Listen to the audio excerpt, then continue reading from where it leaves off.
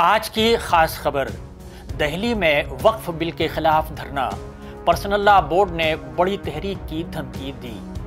خبر کی 4 اہم باتیں۔ وقف ترمیمی بل واپس لینے کا مطالبہ، مسلم کمیونٹی کے لوگ بڑی تعداد میں جمع ہوئے۔ مرکزی وزیر نے کہا حکومت پر زمینیں چھیننے کا الزام غلط اور مسلمانوں کو گمراہ کیا جا رہا ہے۔ آداب، میں ہوں عبدالحی خان۔ اب خبر تفصیل سے۔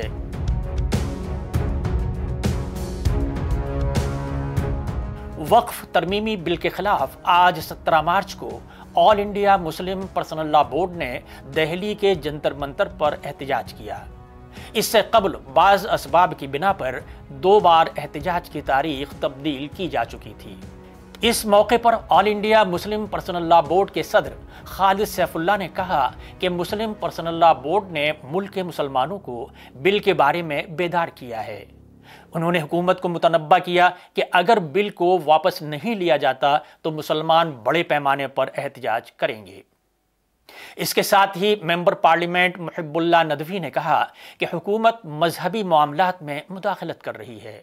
مسلم پرسنل لا بورڈ کے ایک عہدیدار نے بتایا وقف ترمیمی بل کے خلاف احتجاج میں جمعیت العلماء ہند، جماعت اسلامی، جمعیت اہل حدیث اور آل انڈیا ملی کونسل جیسی مذہبی تنظیموں کے کارکنان اور عہدیداروں نے شرکت کی۔ انہوں نے یہ بھی بتایا کہ اپوزیشن جماعتوں کے سرکردہ لیڈران بھی احتجاج میں شریک ہوں گے۔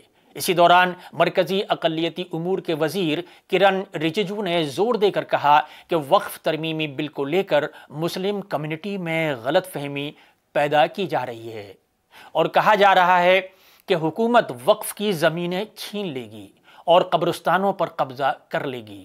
انہوں نے کہا کہ یہ سب باتیں غلط اور گمراہ کرنے والی ہیں۔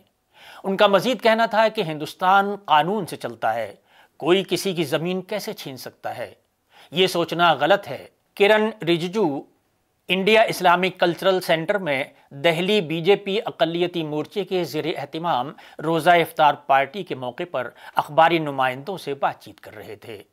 قابل ذکر ہے کہ اس وقت پارلیمنٹ کے بجٹ اجلاس کا دوسرا مرحلہ چل رہا ہے۔ ہولی کی چھٹی کے بعد پھر سے پارلیمنٹ کی کارروائی شروع ہو گئی۔ ایک طرف جہاں پارلیمنٹ میں وقف ترمیمی بل لے کر اپوزیشن پارٹی مودی حکومت پر مسلسل حملہ آور ہے، تو وہیں آج سے اس بل کے خلاف جنتر منتر پر آل انڈیا مسلم پرسنل لا بورڈ کا دھرنا مظاہرہ شروع ہو گیا ہے۔